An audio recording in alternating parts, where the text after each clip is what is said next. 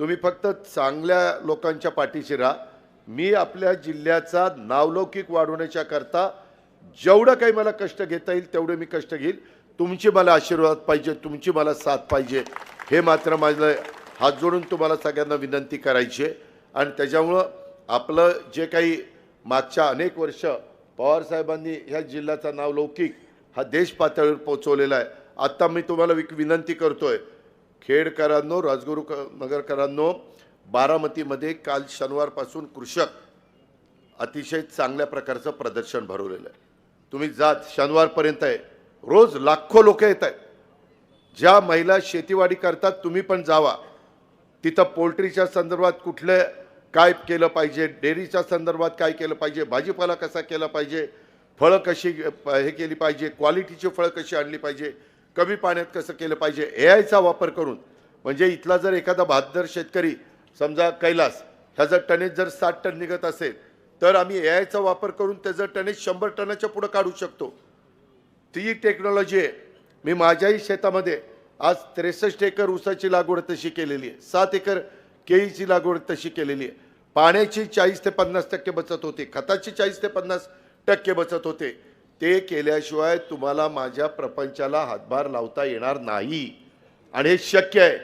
हे बाहेर कुठं बघण्याच्या पेक्षा इथं बारामतीमध्ये बघायला मिळतंय। फक्त सकाळी स्वतः तिथं जावा, दिवसभर वेळ काढून जावा, जेवढं तुम्ही बघाल तेवढं तुम्ही त्याच्यामध्ये तुमच्या ज्ञानात भर पडणार आहे।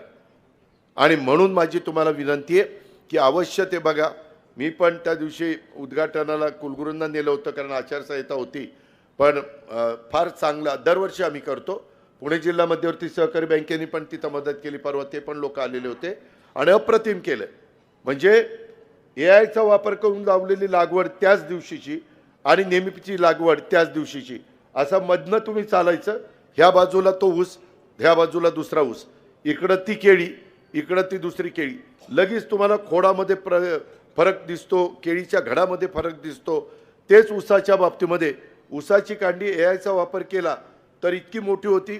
आमचा तर प्रयत्न चाललेला आहे, कदाचित यंदा मला तो विश्वास बसेना, ते म्हणतात की दादा 200 टन एकरी ऊस काढून दाखवणार।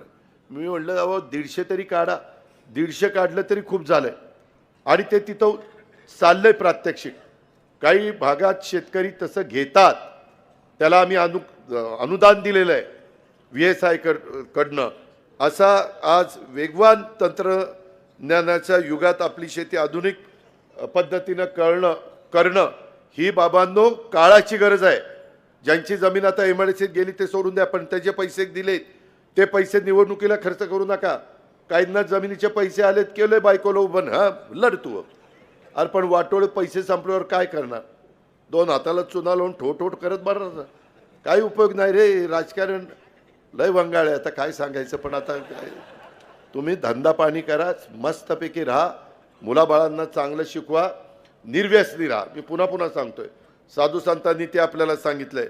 हे सगळं एआयचा वापर उत्पादकता वाढवण्यासाठी आणि बाजारपेठेत जगाच्या त्या स्पर्धेत टिकून राहण्यासाठी आपण वैज्ञानिक दृष्टिकोन हा स्वीकारला पाहिजे। याच पार्श्वभूमीवर राज्य सरकारने पण कृत्रिम बुद्धिमत्ता त्याला म्हणतात इंग्लिशमध्ये आर्टिफिशियल इंटेलिजन्स, अत्याधुनिक तंत्रज्ञानाच्या मदतीने शेती सुधारण्यासाठी भरीव पावलं उचलली जातात। ड्रोन रिमोटवर जातो, फवारा करतो।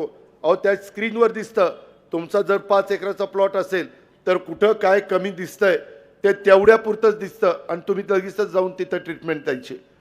फार उत्तम आहे, तुम्ही जावाच, माझा आग्रह आहे।